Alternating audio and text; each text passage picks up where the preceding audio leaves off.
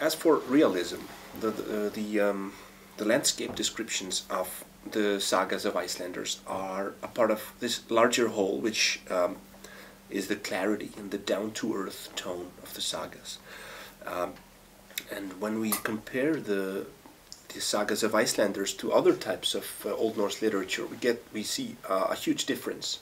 For example, in the legendary sagas, the Fornaldarsögur, they take place mostly in a nameless landscape, and well, these are stories that are that take place before the settlement of Iceland. So there seems to be a consensus among these authors that Iceland is the locale of realistic events, while the wider world often operates by more fantastic and fanciful principles. Is there any way to explain this?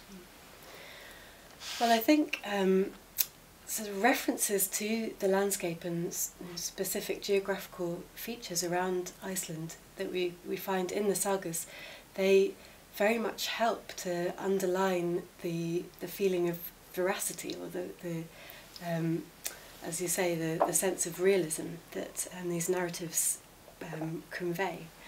Of course, the sagas were supposed to be local histories, so in a sense, their attention to local places and the emphasis on local geography just goes hand in hand with what they're trying to do. They were stories about local people written down and transmitted by local people, listened to by local audiences. So in a way they have to be, the landscapes that we find in the sagas have to be kind of believable and based on, for the greater part, some kind of reality.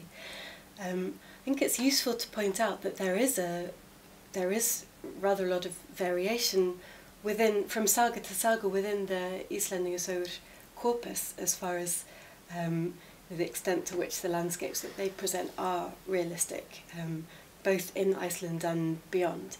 You have some sagas that are, for example, much more fantastic in tone. A saga called Gullþóris saga, which is set in the western fjords, in the sort of northwest of Iceland. At the end of that saga, the principal character is, well, people think that he turns into a dragon and lives somewhere up in the mountains above his farm in Þorskafjörður. So from one saga to another, I think there is some variation with regard to how realistic their presentation of any local landscape is. Also, if we look at how foreign lands or places are presented in the Íslendingasögur, then there's a variation too with regard to the amount of detail that we find. Places like Greenland, of course, come into the Íslendingasögur, and also the British Isles, England, Scotland, and other Scandinavian countries too, Norway and Sweden. And sometimes there's more, sometimes there's less detail.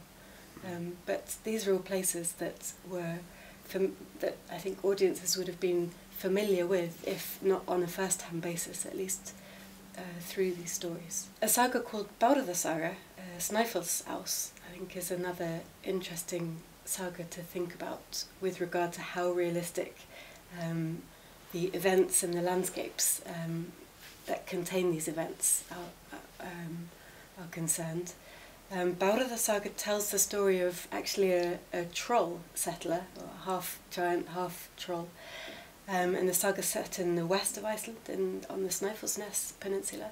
It's sometimes described as one of these post-classical or one of the later Íslendingasögur.